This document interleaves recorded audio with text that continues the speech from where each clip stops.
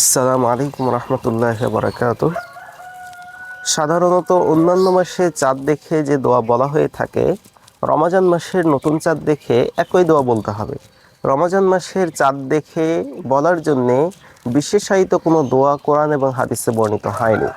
তিরমিজির 3451 নম্বর হাদিসে এসেছে, তলহা বিন উবাইদুল্লাহ রাদিয়াল্লাহু আনহু বলেছেন, আন্না নবী সাল্লাল্লাহু আলাইহি ওয়াসাল্লাম কানা ইযা রাআল হিলাল, নবী করিম সাল্লাল্লাহু আলাইহি ওয়াসাল্লাম যখন নতুন চাঁদ দেখতেন, ক্বালা তখন তিনি বলতেন, আল্লাহুম্মা আহিল্লাহু আলাইনা, হে আল্লাহ তুমি এই চাঁদকে আমাদের উপর উদিত করো, বিল আমনি ওয়াল ঈমান, ঈমান এবং নিরাপত্তা সহকারে, ওয়াস সালামাতি ওয়াল ইসলাম, ইসলাম এবং শান্তি সহকারে, ওয়া তৌফিক এবং তৌফিক সহকারে, লিমা তুহিব্বু ওয়া তারদা, যেমন তুমি ভালোবাসো এবং যেমন তুমি চাও, রব্বি ওয়া রব্বুকাল্লাহ, আমাদের রব এবং তোমার রব আল্লাহ সুবহানাহু ওয়া তাআলা।